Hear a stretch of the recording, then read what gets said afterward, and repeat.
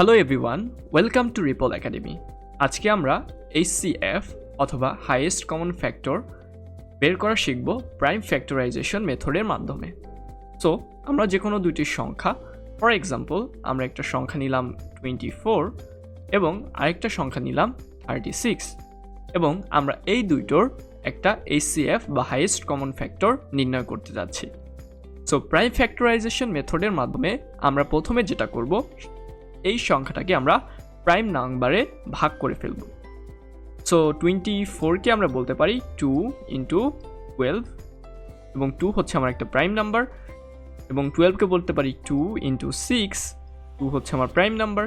6কে আমি বলতে পারি 2 ইন্টু 3, এখানে 2 এবং 3 বোথ আর প্রাইম নাম্বার।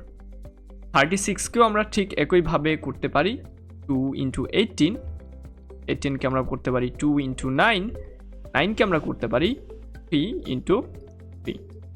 সো এটাকে আমরা এখন একটু সাজিয়ে লেখার চেষ্টা করি। তো আমরা একটু সাজিয়ে লেখার চেষ্টা করি। 24 হিসাবে আমরা কি পেলাম?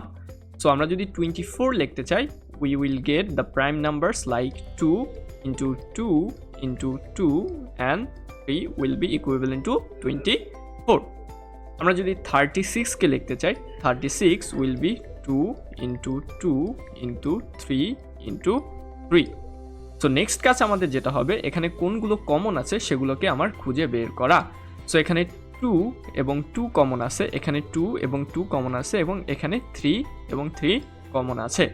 যে সংখ্যাগুলো কমন আছে সেগুলো আমি লিখে ফেলি। সো আমার প্রথমে ছিল 2 কমন, এই 2 আর এই 2। তারপরে আরও একটা 2 কমন ছিল, এই 2 এবং এই 2, এবং সর্বশেষে আমার কমন ছিল একটা 3, তো ইন্টু 3 ইকুইভ্যালেন্ট 3 দুগুণে 6, 6 দুগুণে 12। তাহলে আমাদের হাইয়েস্ট কমন ফ্যাক্টর হবে 12। সো এভাবে খুব সহজেই প্রাইম ফ্যাক্টরাইজেশন মেথড ব্যবহার করার মাধ্যমে আমরা HCF বা হাইয়েস্ট কমন ফ্যাক্টর খুঁজে বের করতে পারবো।